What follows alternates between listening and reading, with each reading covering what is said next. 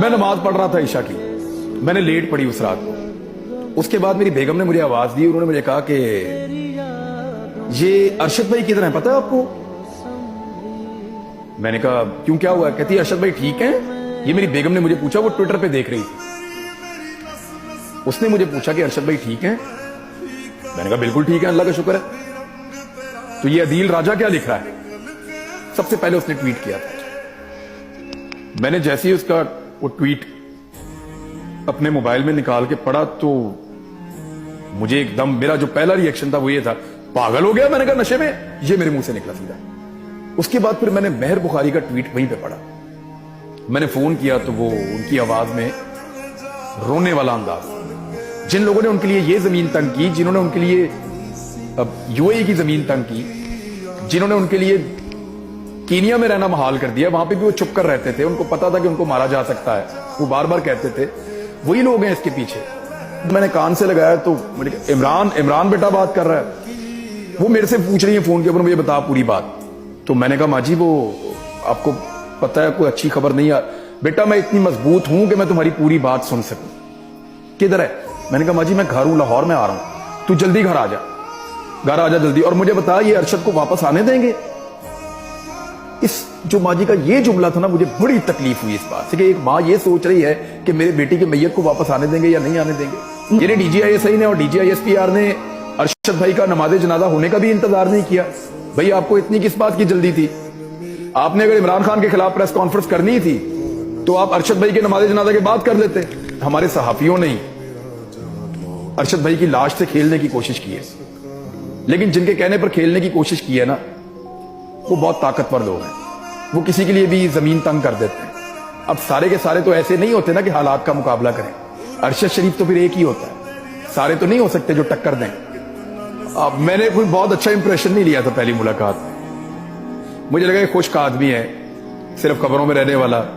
उन्होंने सिद्दीक जान के ऊपर हमला किया गवादर में, उस दिन मुझे बड़ी तकलीफ हुई और मैंने सिद्दीक जान का साथ दिया उसमें। मुझे लगा कि नहीं वो गलत हो गया, तो उसका बाद में गिला शिकवा भी होता रहा दोस्तों में, लेकिन वो एकदम दोस्तों ने खत्म करवा दिया।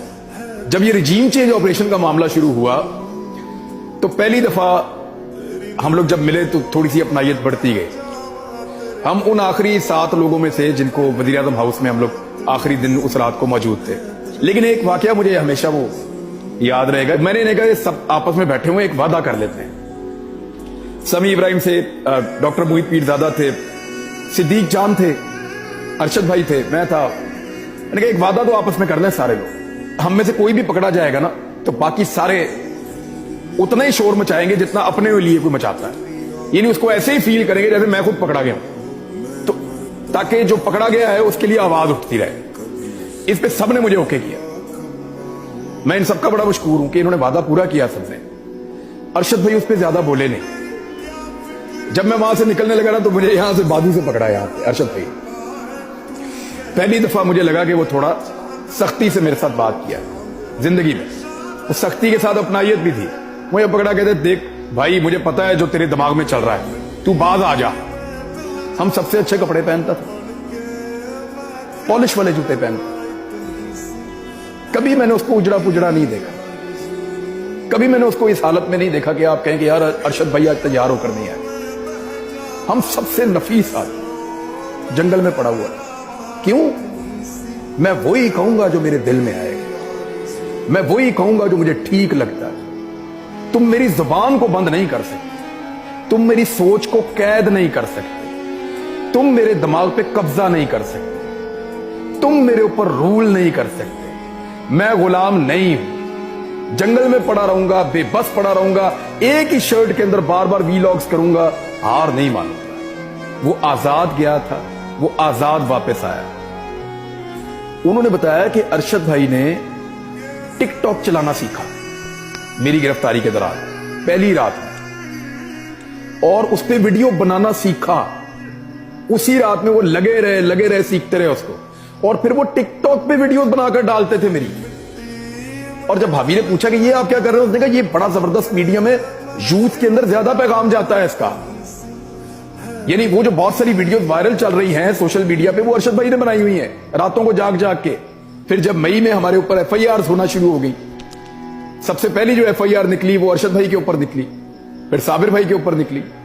साबिर भाई बहुत समझदार थे, वो पहले ही पाकिस्तान से निकल गए। उनको आइडिया था, क्योंकि उन्होंने बहुत टाइम उन लोगों के साथ गुजारा हुआ था जिन लोगों ने अटैक किया था। तो साबिर भाई पहले निकल गए पाकिस्तान से।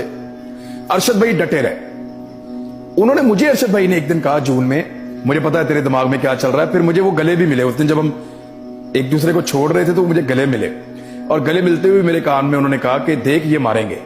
अच्छा, हम तीनों सहाफियों के ऊपर हमेशा से ये पाकिस्तान में लोग क्लेम करते रहे हैं कि ये एस्टेब्लिशमेंट की लाइन लेते हैं, चाहे वो अरशद भाई हैं, साबिर भाई हैं, मैं हूं, डॉक्टर मुईद है या कोई और हम लोगों ने ये एनालिसिस किया कि इस दफा तो बड़ी सख्त ज्यादती हो गई, ये गलत हो रहा। और उस गलत के खिलाफ जब हमने अपना ओपिनियन बनाना शुरू किया तो हमें एक जैसे हालात का सामना करना पड़ा। देखो, वो आदमी जीने का ढंग सिखाता था, उसने मरने का तरीका भी बताया लोगों को। अरशद जैसा आदमी ये काम कर सकता था, हम भी वो करने की कोशिश करते रहते हैं अपने तई, लेकिन अरशद से बेहतर नहीं। अरशद शरीफ ही वो कर सकता था जो वो कर रहा था। हम पे अब बहुत बोझ है, हमें रोज ये सोचना पड़ता है कि अरशद शरीफ होता तो क्या करता, फिर हम वैसा करने की कोशिश करते हैं। साहब, इस लड़ाई के अंदर किसी और ने कुछ खोया हो या ना खोया हो, हमने अपना सबसे बड़ा हीरा खो दिया है। हमने अपने सबसे ताकतवर आदमी को खोया, हमने अपने सबसे बेहतर आदमी को खोया। आप सब ने क्या खोया? इस रिजीम चेंज ऑपरेशन को करने वालों ने क्या खोया? किसी ने कुछ नहीं खोया। सबको उनकी चीजें वापस मिल जाएगी, हमें अरशद शरीफ वापस नहीं मिलेगा। मैं एक चीज जानता हूं अरशद भाई के लिए, मुझे सिर्फ इतना कहना है आखिर में कि जियो तो ऐसे जियो जिंदगी को रश्क आए, जियो तो ऐसे जियो जिंदगी को रश्क आए, मरो तो मौत कहे ये कौन मर गया यारो। ऐसा था अरशद। इस तरह के बेटे चाहिए इस मुल्क को, डट जाने वाले, सामना करने वाले, हिम्मत करने वाले। क्या हो गया, इनके पास हथियार है, मारेंगे, खाल उधेड़ देंगे। खाल हाजिर है जनाब, लेकिन जबान नहीं हाजिर।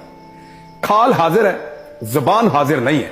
जबान वही कहेगी जो हमें ठीक लगता है। खाल के ऊपर आप जैसे मर्जी निशान बनाए अपनी इंटरटेनमेंट के लिए, कोई बात नहीं।